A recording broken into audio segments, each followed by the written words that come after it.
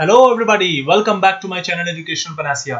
My name is Bhanu Pratap. So guys, जो last video मैंने आपके साथ बनाई थी वो एम्प्लॉयज कॉम्पेंसेशन एक्ट का पार्ट नंबर 3 था, जिसमें मैंने आपके साथ सेक्शन 12 तक डिस्कस किया था. तो आज मैं आपके साथ सेक्शन 13 से कंटेंट कराऊंगा. तो जिन लोगों ने मेरे चैनल को अभी तक सब्सक्राइब नहीं किया गाइस, प्लीज सब्सक्राइब कर लीजिए. और इस चैनल पे आपको लेबर एंड इंडस्ट्रियल लॉज की ऑलमोस्ट सारा कंटेंट मिल जाएगा, चाहे वो फैक्ट्रीज एक्ट हो, चाहे वो कोड ऑन वेजेस हो, चाहे वो ईएसआई एक्ट हो, चाहे वो एम्प्लॉयज कॉम्पेंसेशन हो, मिनिमम वेजेस हो, पेमेंट ऑफ वेजेस हो, ट्रेड यूनियन का कानून हो, इंडस्ट्रियल डिस्प्यूट का कानून हो, जजमेंट्स के साथ मिल जाएगा आपको सारा कंटेंट.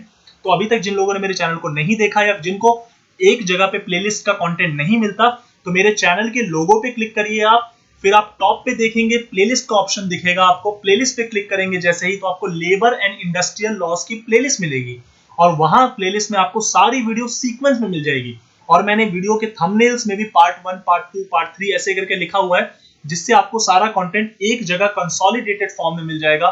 तो आपको सारा section by section, sub section by section, और जहां पे इंपॉर्टेंट है वहां पे केस लॉ और जजमेंट्स भी आपको एक जगह मिल जाएगी. तो बिना देरी के आज का कंटेंट शुरू करते हैं. तो आज जो मुझे कराना है वो सेक्शन 13 से कराना है, एम्प्लॉयज कॉम्पेंसेशन एक्ट का. देखिए सेक्शन 13 क्या बात करता है. सेक्शन 13 रेमेडीज के बारे में बात करता है, एम्प्लॉयर की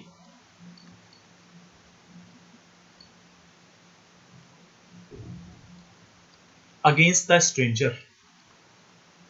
अब ये क्या है वो समझिए. देखिए, कभी अगर मान लीजिए एम्प्लॉय ने कॉम्पेंसेशन को रिकवर किया है, एम्प्लॉय ने कॉम्पेंसेशन रिकवर किया है, कॉम्पेंसेशन रिकवर किया है एक ऐसे व्यक्ति से जो कॉम्पेंसेशन देने के लिए लायबल नहीं था. पॉइंट समझो कि उस व्यक्ति से कॉम्पेंसेशन लिया है other than the person who was liable. मतलब कि उस व्यक्ति से कॉम्पेंसेशन रिकवर कर लिया एम्प्लॉय ने जो कॉम्पेंसेशन देने के लिए शायद लायबल नहीं था. तो जिसने कॉम्पेंसेशन पे कर दिया है एम्प्लॉय को, या जो भी डैमेजेस दिए हैं, वो अपना पैसा रिकवर कर सकता है. और वैसे भी मैंने आपको बताया है कि अगर सेक्शन 12 मेरा पढ़ा होगा, मेरी पार्ट 3 में मैंने आपको एम्प्लॉयज कॉम्पेंसेशन बताया था कॉन्ट्रैक्टिंग का, कि अगर प्रिंसिपल एम्प्लॉयर कोई कॉम्पेंसेशन दे देता है तो वो अपने इमीडिएट एम्प्लॉयर से वो इंडेमनीफाई करा लेता है. तो उसको कहते हैं right to be indemnified. Right to be indemnified. तो ये चीज आप ध्यान रखना कि अगर एक एम्प्लॉय ने कॉम्पेंसेशन रिकवर कर लिया, उस बंदे से कर लिया जो बंदा देने के लिए लायबल ही नहीं था, तो जिसने, अगर मान लीजिए मैंने पे कर दिया, तो जिसकी लायबिलिटी थी एक्चुअली में, या जिसको पे करना था वो चीज, वो पे कर देगा, मैं उससे ले लूंगा. तो that is the concept of indemnify. अब चलते हैं हम सेक्शन 14 पे. सेक्शन 14 बात करता है इंसॉल्वेंसी ऑफ द एम्प्लॉयर. अब ये इंसॉल्वेंसी क्या होती है? इंसॉल्वेंसी वो सिचुएशन होती है जहां पे एम्प्लॉयर के पास कोई भी पैसा नहीं है लायबिलिटी को चुकाने का.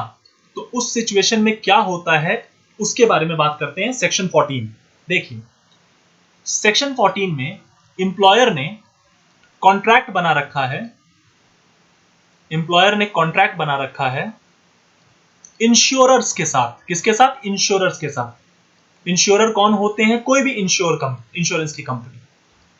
कि मान लीजिए इंश्योरेंस की कंपनी के साथ मेरी फैक्ट्री है, ठीक है, और मैंने अपनी एक इंश्योरेंस कंपनी के साथ डील कर रखी है. लेट सपोज एलआईसी के साथ डील कर रखी है मैंने, कि एलआईसी ने कहा कि आप हमें पर मंथ का 5-5 हजार प्रीमियम देते जाइए, और कल को आपके फैक्ट्री के अंदर किसी भी आपके मजदूर को किसी किस्म का एक्सीडेंट हो जाता है तो उसका भरपाई हम कर देंगे. और ये एक एम्प्लॉयर अपना सेफ साइड लेता है. जैसे आप अपना जीवन बीमा कराते हैं कि आप एक पर्टिकुलर अमाउंट देते हैं ना, तो कल को आपको कुछ हो गया तो वो पैसा आपको दे देती है इंश्योरेंस कंपनी. सिमिलरली इस एम्प्लॉयर ने अपना इंश्योरेंस का कॉन्ट्रैक्ट बना रखा है उस इंश्योरेंस कंपनी के साथ, ताकि कल को कोई भी किसी भी किस्म की प्रॉब्लम आती है तो उस केस के अंदर एटलीस्ट ये होगा कि एम्प्लॉयर की जेब से पैसा नहीं जाएगा, वो ऑलरेडी प्रीमियम चुका रहा है, वो इंश्योरेंस कंपनी पैसा पे कर देगी. तो उस केस के अंदर जब भी मान लीजिए वो सिचुएशन आ गई,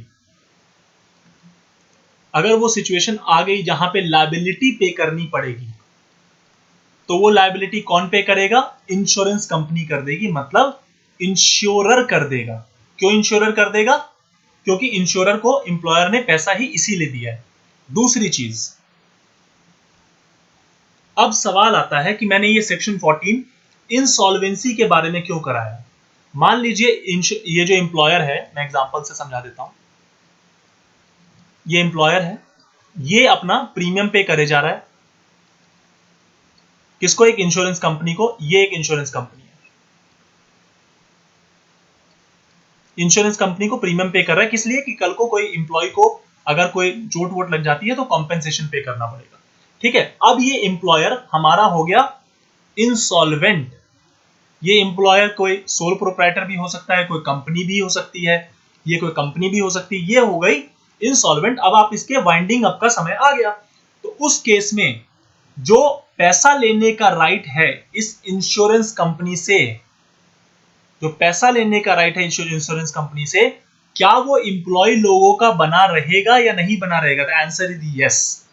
वो इंप्लॉय लोगों का जो राइट है ना पैसा लेने का इंश्योरेंस कंपनी से, वो बना रहेगा, क्योंकि इंश्योरेंस कंपनी वर्क ही इस तरीके से कर रही थी कि कल को अगर इंप्लॉयज को कुछ हो जाता है, किसी किस्म की लायबिलिटी आती है, तो वो लायबिलिटी कौन चुकाएगा? इंश्योरर चुकाएगा।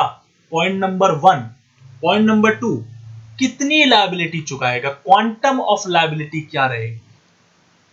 ये जो इंश्योरेंस कंपनी क्वांटम चुकाएगी, कितनी चुकाएगी? तो एक चीज दिमाग में बैठा के रखना, जितनी ये एम्प्लॉयर चुकाता उतनी ही चुकाएगी। मतलब अगर मान लीजिए ये इंश्योरेंस कंपनी बीच में नहीं होती और डायरेक्ट एम्प्लॉयर एम्प्लॉय का रिलेशन होता, और मान लीजिए एम्प्लॉयर का 5 लाख की लायबिलिटी बनती, तो ये इंश्योरेंस कंपनी भी 5 लाख रुपए ही चुकाएगी, उससे 1 रुपए ज्यादा नहीं चुकाएगी, क्योंकि इंश्योरेंस कंपनी उस अमाउंट से ज्यादा के लिए लायबल नहीं हो सकती जितने के लिए एम्प्लॉयर लायबल होता, अगर एम्प्लॉयर डायरेक्ट खुद पैसा देता तब। तो ये सिचुएशन की बात करी जा रही है सेक्शन 14 के अंदर। दूसरी चीज, अगर फर्ज करिए जो इंश्योरर्स की liability I, liability of the insurers, insurers की जो लायबिलिटी आई, मान लीजिए वो कम है, is less than the liability of employer. उससे कम आई, ज्यादा लायबिलिटी नहीं आई, मैक्सिमम जितनी लायबिलिटी दे सोची गई थी उससे कम लायबिलिटी आई, उससे कम लायबिलिटी आई। तो अब उस केस में क्या होगा? तो उस केस के अंदर जो एम्प्लॉय है उस बैलेंस पैसे के लिए इंसॉल्वेंसी प्रोसीडिंग में अप्लाई कर सकता है। ये वो सारी सिचुएशंस की बात चल रही है जहां पे हमारा जो एम्प्लॉयर है वो इंसॉल्वेंट हो गया है और उसने किसी इंश्योरेंस कंपनी के साथ कॉन्ट्रैक्ट किया हुआ था। तो इंसॉल्वेंट जब होता है तो उसकी इंसॉल्वेंसी की प्रोसीडिंग चलती है। कहां चलती है? एनसीएलटी में चलती है, नेशनल कंपनी लॉ ट्रिब्यूनल्स में चलती है। कौन से कानून लगता है जी? तो IBC insolvency and bankruptcy code 2016 में पास हुआ है। तो अगर मान लीजिए इंश्योरर की लायबिलिटी कम हो गई, इंप्लॉय अगर जितना इंप्लॉय का बनता था, तो इंप्लॉय क्या करेगा? इंप्लॉयर की लायबिलिटी सॉल्व।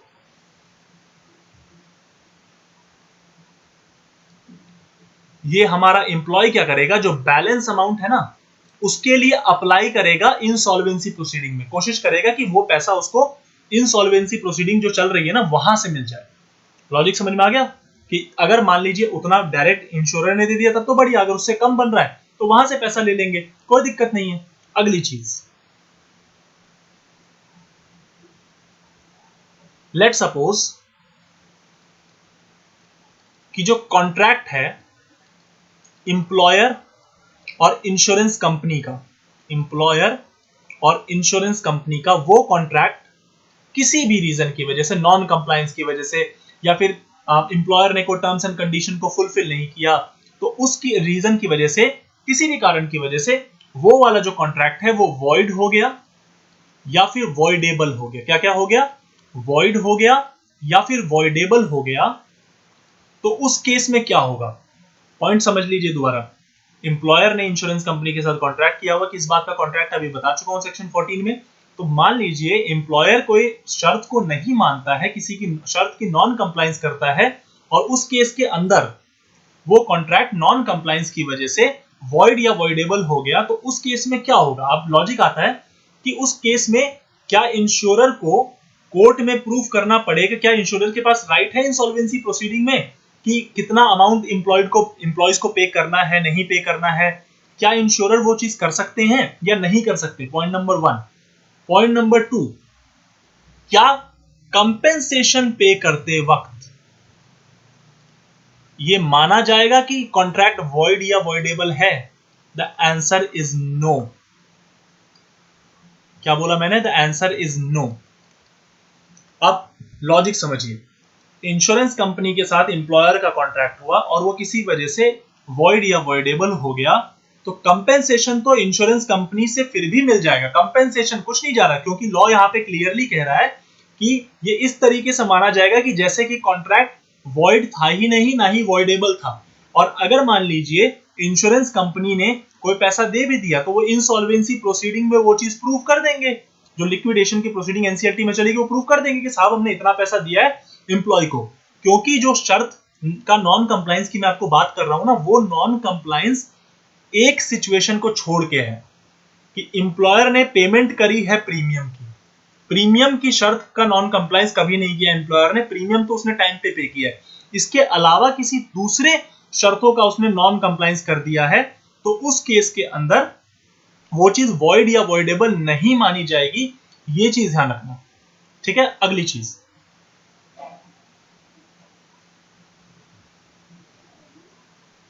इसका एक एक्सेप्शन बताता हूं।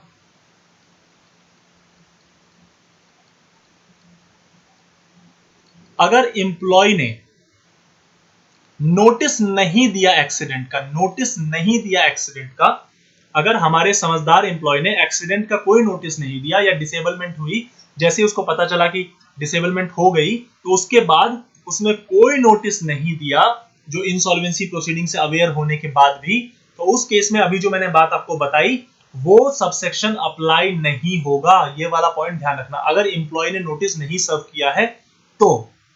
क्लियर यहां तक? अगली चीज, लेट सपोज ये अभी मैं सेक्शन 14 के अंदर ही हूं। जो कंपेंसेशन पे की जा रही थी, वो कंपेंसेशन एक हाफ मंथली पेमेंट थी। क्या थी? Half monthly payment. वो कंपेंसेशन एक हाफ मंथली पेमेंट थी।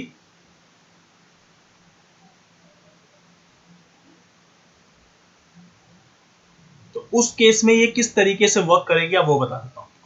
देखिए, इस हाफ मंथली पेमेंट को लमसम माना जाएगा। इस हाफ मंथली पेमेंट को लमसम माना जाएगा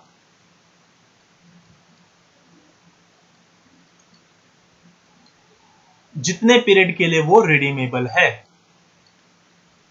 जितने पीरियड के लिए वो रिडीमेबल है, इस हाफ मंथली पेमेंट को लमसम माना जाएगा जितने पीरियड के लिए वो रिडीमेबल है। लॉजिक ये है कि when the compensation is a half monthly payment, the amount due for the purpose shall be taken to the amount of lump sum for which the half monthly payment could be redeemed। Point ये हुआ कि half monthly payment जो अगर आप lump sum में redeem जितना करा सकते हो, तो वो जो कंपेंसेशन है, वो कंपेंसेशन उतनी कंसीडर करी जाएगी कि कितनी लमसम अमाउंट में अगर हाफ मंथली पेमेंट उस बंदे को मिल रही है, तो कितनी लमसम अमाउंट में उसको मिल सकती है। तो वो चीज कंसीडर यहां इस सेक्शन के अंदर करी जाएगी। ये सारी इंसॉल्वेंसी प्रोसीडिंग के दौरान वाली बात मैं आपको बता रहा हूं, ठीक है। अगली चीज कि क्या सेक्शन 14 तब अप्लाई होगा जब कंपनी रिकंस्ट्रक्ट हो रही है, मतलब अपने शेयर कैपिटल्स को रिकंस्ट्रक्ट कर रही है, या फिर कंपनी दूसरी कंपनी के साथ मिलकर अमलगमेट हो चुकी है। अमलगमेट हो चुकी है, तो यहां पे ये चीज ध्यान रखना कि अगर कंपनी का रिकंस्ट्रक्शन चल रहा है या अमलगमेशन चल रहा है, तो सेक्शन 14 के जो प्रोविजन है वो अप्लाई नहीं होंगे। क्या नहीं होंगे? सेक्शन 14 के जो प्रोविजन है साहब, वो प्रोविजन अप्लाई नहीं होंगे। किस केस में अप्लाई नहीं होंगे? जब कंपनी रिकंस्ट्रक्ट हो रही हो या फिर कंपनी अमलगमेट हो रही हो। ये आपका सेक्शन 14 फिनिश हो गया। अब चलते हैं हम सेक्शन 14A पे। सेक्शन 14A बात करता है कि जो कंपेंसेशन की अमाउंट है, जो भी कंपेंसेशन की अमाउंट है, वो फर्स्ट चार्ज होती है। क्या होती है? फर्स्ट चार्ज होती है on those assets transferred by the employer. Transferred by the employer. अब ये होता क्या है उसको समझ लीजिए। फर्स्ट चार्ज का मतलब कि मान लीजिए अगर उस एसेट से आपको कोई पैसा लेना है तो पहले आपको पैसा मिल जाएगा, that is called the first charge.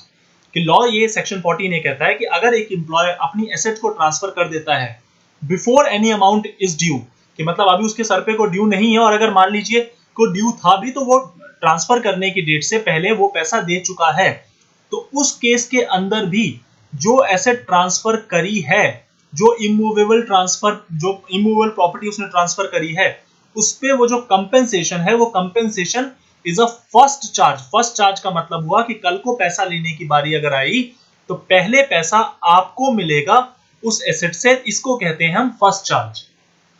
अगला चलते हैं सेक्शन 15 पे। अब सेक्शन 15 ये सारे लगभग सेम प्रोविजन है। 15 में आपको एक बार करा देता हूं। 15 के जो प्रोविजन है वो मास्टर्स और सीमन के रिगार्डिंग है, जो शिप पे काम करते हैं। मास्टर्स और सीमन के रिगार्डिंग है, जो शिप पे काम करते हैं। ये वाला एक सेक्शन में आपको करा देता हूं। उसके अगले जो इसके सेक्शन है वो लगभग सेम कॉपी पेस्ट है। देखिए ये वाला जो केस है, ये जो सेक्शन है, ये अप्लाई उनके रिगार्डिंग होगा जो मास्टर है शिप के, किसके, शिप के मास्टर हैं या फिर वो सीमन है। ठीक है, तो अगर वो सीमन है या फिर मास्टर है तो उस केस में अगर एक्सीडेंट होता है तो उसका नोटिस देना पड़ेगा अगर आपको कंपेंसेशन क्लेम करना है। ये तो मैं आपको ऑलरेडी बता चुका, एक्सीडेंट का नोटिस देना इंपॉर्टेंट होता है। आपने मेरी अगर सेकंड वीडियो देखी होगी तो आपको ये चीज अच्छे से क्लियर होगा। तो नोटिस देना कंपलसरी है, मगर कहां पे नोटिस देना कंपलसरी नहीं है, जहां पे एक्सीडेंट आपका उसी शिप पे हुआ है। नोटिस नॉट कंपलसरी,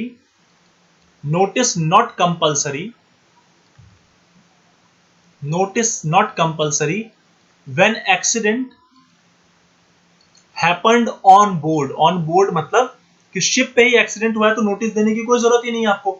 आप किस बात का नोटिस दोगे? दूसरा, अगर मास्टर का एक्सीडेंट हुआ तो मास्टर किसको नोटिस देगा? क्योंकि सीमन का एक्सीडेंट होगा, मतलब जो आपके स्टाफ है उस शिप पे, उनका एक्सीडेंट होगा तो वो मास्टर को नोटिस दे देंगे। ठीक है जी, लेकिन मास्टर का नोटिस होगा तो वो किसको, मास्टर को अगर एक्सीडेंट होगा तो वो किसको नोटिस देगा? एक ये पॉइंट है। दूसरी चीज कि अगर मान लीजिए सीमन जो है वो शिप के ऊपर ही है, शिप पे ही है, तो तब उनका कोई एक्सीडेंट होता है तो वो नोटिस देने की कोई जरूरत नहीं है। दूसरी चीज, अगर मास्टर या सीमन की डेथ हो जाती है तो क्लेम कितने सालों के बीच में देना पड़ेगा? आपको पैसा चाहिए, क्लेम करना है। In case of death claim compensation का आपको देना पड़ेगा with in 1 year. With in 1 year आपको क्लेम फाइल करना पड़ेगा कंपेंसेशन के लिए। अगर आप चाहते हो कि कंपेंसेशन का पैसा आपको मिले तो आपको 1 साल के अंदर ही अपना कंपेंसेशन क्लेम करना पड़ेगा। ये पॉइंट आप ध्यान रखना, क्योंकि आगे वाले क्वेश्चंस में भी ये वाला पॉइंट याद आएगा। दूसरा, एक तो हुआ 1 साल वाला। दूसरा कि अगर मान लीजिए शिप लॉस्ट हो चुकी है, शिप क्या हो चुकी है? लॉस्ट हो चुकी है, और अब उसके मिलने के कोई चांस नहीं है, तो जब ये चीज डिक्लेयर हो गई कि वहां उसके मिलने के कोई चांस नहीं है, वहां से 18 महीने के अंदर क्लेम करना पड़ेगा।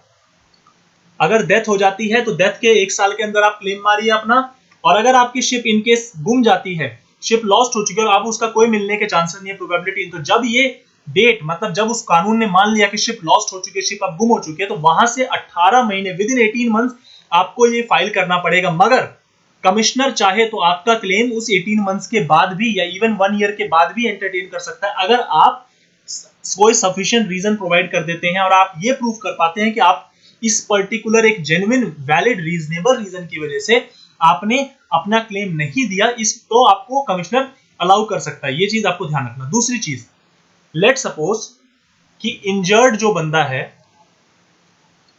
चाहे वो मास्टर हो, चाहे वो को सीमैन हो, चाहे वो मास्टर हो या फिर को सीमैन हो, उसको डिस्चार्ज किया गया किसी फॉरेन कंट्री में। मतलब जिस टाइम पे उसका एक्सीडेंट हुआ था उस टाइम पे मान लीजिए उसकी शिप किसी फॉरेन कंट्री में थी, किसी भी फॉरेन कंट्री में, या फिर इंडिया में थी, चलेगा।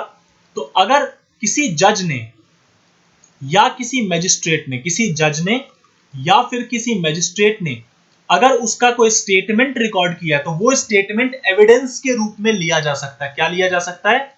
उस स्टेटमेंट को कल को अगर कॉम्पेंसेशन का कोई क्लेम होता है, डेट को लेकर कोई इशू होता है या कोई और चीज को लेकर, स्टेटमेंट को लेकर कोई प्रॉब्लम होती है, तो इस वाले स्टेटमेंट को एविडेंस के रूप में इस्तेमाल किया जा सकता है, जो उस इंजर्ड मास्टर या सीमैन ने किसी जज या किसी मजिस्ट्रेट के सामने दिया, कोई सिग्नेचर ही किया है, कोई डिपोजिशन दी है, किसी चीज की एफिडेविट फाइल करी है, तो उस केस में किया जा सकता है। दूसरी चीज कि अगर मान लीजिए कोई एक्यूज्ड है जिसकी वजह से कुछ हुआ है, तो वो उस केस में क्रॉस एग्जामिन भी कर सकता है अपने विटनेस को। अगली बात,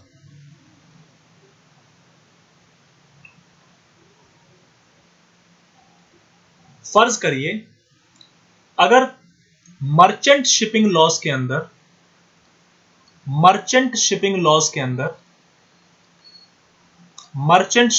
के अंदर कोई स्पेशल एक्सपेंसेस ऑलरेडी मिलते हैं, स्पेशल एक्सपेंसेस ऑलरेडी मिल रहे हैं मान लीजिए उस सीमैन को या मास्टर को, तो उस केस में कोई हाफ मंथली पेमेंट नहीं मिलेगी। हाफ मंथली पेमेंट कब मिलती है? जब आपको कोई टेम्पोररी इंजरी हो, तो 15-15 दिन पे मिलती है ना, तो कोई हाफ मंथली पेमेंट आपको नहीं मिलेगी अगर आपको शिप के अंदर मर्चेंट शिपिंग लॉस के अंदर को प्रॉपर एक्सपेंसेस का खर्चा मिल रहा है, आपको इंजर्ड जो मास्टर है या सीमैन है उसकी मेंटेनेंस के लिए को खर्चा मिल रहा है, तो आपको अलग से कोई पैसा हाफ मंथली पेमेंट नहीं मिलेगी। दूसरी चीज कि अगर आप वॉर पेंशन अलाउंस स्कीम के अंदर आते हैं, अगर आप आर्मी नेवी के अंदर आते हैं, उसके मतलब शिप्स के में काम कर रहे हैं, तो आपको अलग से कोई कॉम्पेंसेशन नहीं पे किया जाएगा। द रीजन बीइंग कि उनको अलग से पैसा दिया जाता है, उनका अलग से हिसाब किताब है, इसीलिए आपको वो पेमेंट नहीं दी जाएगी। अगली बात, लेट सपोज आपने नोटिस नहीं दिया, आप नोटिस देना भूल गए, फेलियर टू गिव नोटिस, तो क्या उससे आपकी प्रोसीडिंग बार हो जाएगी? कि कल को आप तो केस करते हैं तो क्या वो बार हो जाएगा? द आंसर इज नो, वो बार नहीं होगा। मतलब despite not giving the notice, despite not filing a claim for the compensation, अगर आप नहीं भी करते हैं तो भी आपका जो प्रोसीडिंग है वो मान लिया जाएगा, मगर उसके रिगार्डिंग कोई शर्तें हैं, वो शर्तें आपको माननी पड़ेगी। पहला कि आपने एप्लीकेशन दिया हो किसी स्कीम के अंदर जो सरकार चला रही हो। दूसरा, स्टेट गवर्नमेंट सेटिस्फाई करे कि आपका एप्लीकेशन रीजनेबल बिलीफ में दिया गया है, और स्टेट गवर्नमेंट को आप इस बात पे सेटिस्फाई कर पाओ तब जाके, और वो चीज ये सर्टिफाई करे, सर्टिफिकेट आपको दे कि हाँ ठीक है आपने नोटिस नहीं दिया, कोई बात नहीं, हम ये मानते हैं। तीसरा कि अगर वो जो प्रोसीडिंग इस कानून के अंदर है वो स्टेट गवर्नमेंट से सर्टिफिकेट मिलने के विद इन 1 मंथ आपने क्लेम मार दिया, आपने स्टेट गवर्नमेंट से सर्टिफिकेट लिया और विद इन 1 मंथ आपने अपना क्लेम कर दिया, तो भले ही आपने नोटिस ना दिया हो कोई फर्क नहीं पड़ता, आपका प्रोसीडिंग बार नहीं होगा, बाद में भी केस कर सकते हैं, कोई ऐसी दिक्कत नहीं। तो ये था आपका सेक्शन 15। अब जो मैं आपको 15A और 15B कराऊंगा वो सेम टू सेम है, बस फर्क क्या है? 15A बात करेगा एयरक्राफ्ट के क्रू के बारे में जो एरोप्लेन में काम करते हैं, सेम शर्त कि एयरक्राफ्ट के क्रू को जो भी उसका हेड होगा उसको मान, जो कैप्टन होता है एयरक्राफ्ट में वो हेड हुआ, जैसे मास्टर हुआ ना शिप पे, तो उसी तरीके से एयरक्राफ्ट में कैप्टन हो गया, तो क्रू को नोटिस देना पड़ेगा अपने कैप्टन को। अगर मान लीजिए वो लोग एयरक्राफ्ट पे ही है तो कोई नोटिस देने की जरूरत नहीं है, और उसके बाद उनको क्लेम कितने दिन में करना पड़ेगा? 1 साल के अंदर करना पड़ेगा। अगर मान लीजिए एयरक्राफ्ट लॉस्ट हो गया, गुम हो गया, तो जब से वो चीज साबित हो गई कि एयरक्राफ्ट लॉस हो गया, वहां से 18 महीने के अंदर क्लेम करना है। और उसके बाद जो मैंने अभी आपको सारी चीजें बताई है कि मैजिस्ट्रेट के सामने अगर कोई एविडेंस है, स्टेटमेंट दी गई है, कोई डेपोजिशन दी गई है, तो वो सारा एविडेंस के रूप में लिया जाएगा। जो 15 में मैंने आपको बताया सारा का सारा सेम है। इसमें फर्क क्या है?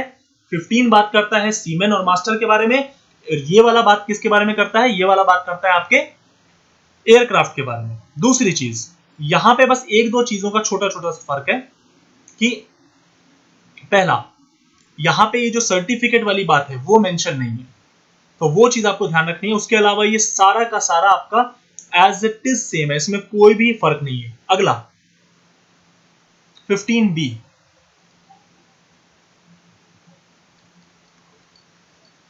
उन एम्प्लॉयज के लिए है जो कि अब्रॉड में काम करते हैं, अब्रॉड में, और मोटर व्हीकल लेके गए हो और तब उनका एक्सीडेंट हो जाता है। कहां काम करते हैं? अब्रॉड में काम करते हैं किसी कंपनी के लिए, और मोटर व्हीकल लेके गए हुए हैं। अपने मोटर व्हीकल एक्ट के अंदर जो भी मोटर व्हीकल रजिस्टर्ड है, चाहे वो हेल्पर हो, चाहे वो ड्राइवर हो, चाहे वो क्लीनर हो, चाहे वो मैकेनिक हो, तो उस केस में उनका अगर एक्सीडेंट होता है तो उनको कंपेंसेशन के लिए लोकल एजेंट, जो भी कंपनी का वहां पे लोकल हेड है, मान लीजिए दुबई में आप अपनी कार लेके गए तो आपकी कंपनी का कोई हेड होगा ना, उसको इन्फॉर्म करना पड़ेगा आपको। दूसरा, अगर आपकी डेथ हो जाती है तो विद इन 1 ईयर आपको ये चीज फाइल करनी पड़ेगी कि भैया आपकी मौत होगी तो आप अपना कॉम्पेंसेशन के लिए फाइल कर दीजिए। और सेम जो मैंने आपको कानून बताया था, यहाँ पे फिर वो 18 महीने वाला लॉजिक नहीं है, तो ये एक छोटा सा फर्क है। ये है 15B, यहां पे 18 महीने और 1 ईयर दोनों वाला है, ठीक है। 1 ईयर डेथ में, 18 महीने कब, जब एयरक्राफ्ट लॉस्ट हो जाए। ये वाला provision as it is same है सेक्शन 15 के, मगर 15B में सिर्फ 1 ईयर वाला प्रोविजन है, 18 महीने वाला कोई लॉजिक यहाँ पे मेंशन नहीं है, ठीक है। उसके बाद जो मैंने आपको एविडेंस के रिगार्डिंग बताया वो सारी चीजें सेम है, बस वो सर्टिफिकेट विद इन 1 मंथ वाला जो अभी क्लेम मैंने 15 में कराया था ना, बार ऑफ द प्रोसीडिंग, ये सारी चीजें ना ही 15A में है ना ही 15B में है। तो ये सारा आपका हो गया सेक्शन 15A और 15B का कंटेंट। अब चलते हैं सेक्शन 16 पे। देखिए सेक्शन 16 बात करता है returns as to compensation. Returns as to compensation, देखिए स्टेट गवर्नमेंट के पास पावर है कि वो एम्प्लॉयर्स को डायरेक्शन देगी कि आप अपने रिटर्न्स फाइल करिए जिसमें आप किसको क्या इंजरी हुई, नंबर ऑफ इंजरी, रिटर्न मतलब होता लिस्ट, नंबर ऑफ इंजरी, किस एम्प्लॉय को कितनी हुई, आपने कितना कॉम्पेंसेशन पे किया, ये सारा फाइल करिए, हमें बताइए कितना कॉम्पेंसेशन पे किया। तो ये सारी चीजें आपको रिटर्न्स के थ्रू बतानी पड़ेगी, और इसके लिए रिगार्डिंग जो लॉ है वो स्टेट गवर्नमेंट प्रिपेयर करती है और वो नोटिफाई कर देती है कि किस किस इंप्लॉयर पे लॉ एप्लीकेबल होगा। अब चलते हैं सेक्शन 17 पे। सेक्शन 17 बात करता है कॉन्ट्रैक्टिंग आउट पे। कॉन्ट्रैक्टिंग आउट का मतलब है कि अगर मान लीजिए इंप्लॉयर ने इंप्लॉय के साथ इस कानून को शुरू होने से पहले कोई कॉन्ट्रैक्ट कर रखा जिससे इंप्लॉय अपना कॉम्पेंसेशन का राइट वेव ऑफ कर रहा है या रेलिंक्विश कर रहा है, क्या कर रहा है, वेव ऑफ या रेलिंक्विश कर रहा है, छोड़ रहा है, त्याग रहा है, तो क्या वो कॉन्ट्रैक्ट वैलिड होगा, क्या वो एग्रीमेंट वैलिड होगा, क्या उसे वैलिड माना जाएगा? The answer is no. उस तरीके के कॉन्ट्रैक्ट को नल एंड वॉइड माना जाता है। क्या माना जाता है? Null and void. लॉजिक ये है कि आप अपना कॉम्पेंसेशन लेने का राइट त्याग नहीं सकते। इंप्लॉय अपना किसी भी तरीके से एग्रीमेंट बना के कॉम्पेंसेशन लेने का राइट त्याग नहीं सकता, और अगर वो त्याग रहा है तो उसके बदले उससे बेटर अगर मान लीजिए उसको कॉम्पेंसेशन मिल रहा है तभी वो त्यागता है। सेक्शन 17A, ये इंप्लॉयर की ड्यूटी है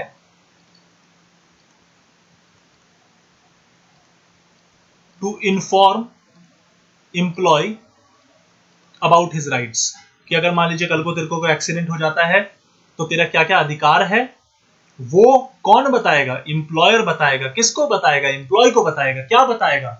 कि भाई आपका अगर कल को एक्सीडेंट हो जाता है तो आपका ये राइट बनता है, तो वो इंग्लिश, हिंदी, इलेक्ट्रॉनिक मीडियम किसी भी तरीके से समझाया जा सकता है। तो ये आपका सेक्शन 17A हो गया। अब चलते हैं सेक्शन 18 पे, जो कि खत्म कर दिया जा चुका है। तो आज का हम आज लास्ट सेक्शन कर रहे हैं 18A।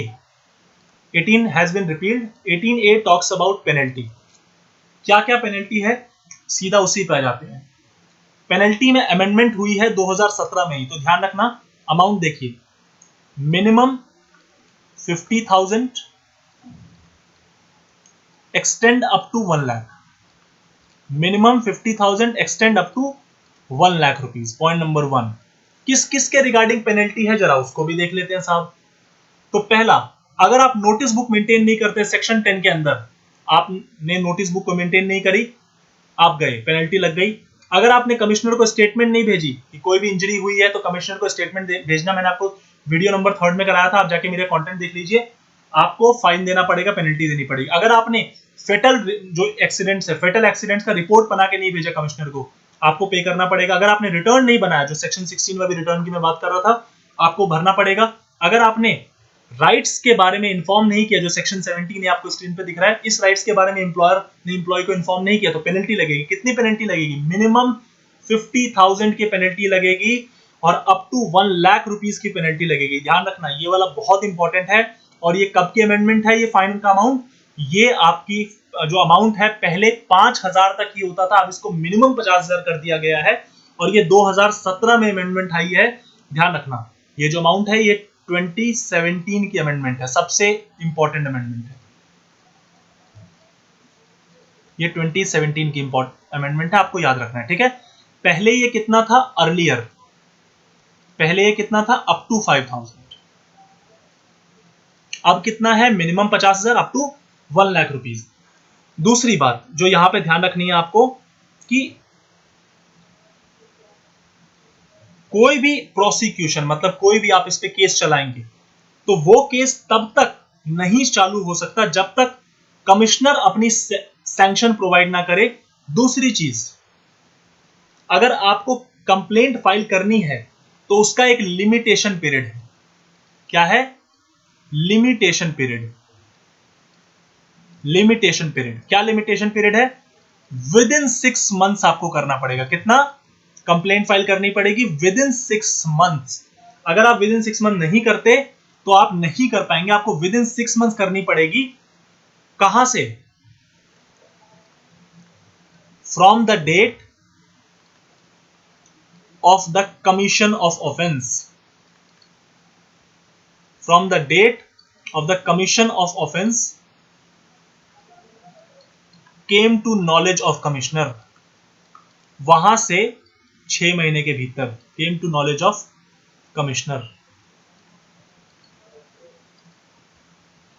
आपको फाइल करना पड़ेगा। और अगर आप नहीं फाइल करेंगे तो उस केस के अंदर आपकी कंप्लेंट एंटरटेन नहीं की जाएगी सेक्शन 18A के अंदर। ये बात आपको ध्यान रखनी है, ठीक है। तो इसके साथ आपका जो 18A तक का पोर्शन है खत्म हो चुका। इसमें लास्ट वीडियो बस एक और पार्ट मुझे बनाना है, जिसके बाद आपका एम्प्लॉयज कॉम्पेंसेशन एक्ट कंप्लीट हो जाएगा। तो ये वीडियो अगर आपको पसंद आई हो तो guys please like share and subscribe कर देना मेरे चैनल को। और कल आपको एम्प्लॉयज कॉम्पेंसेशन एक्ट पे लास्ट वीडियो मिल जाएगी, जिसके बाद ये कानून एक एक सेक्शन आपका कंप्लीट हो चुका होगा। Thank you so much guys for giving your precious time to me. Thank you very much.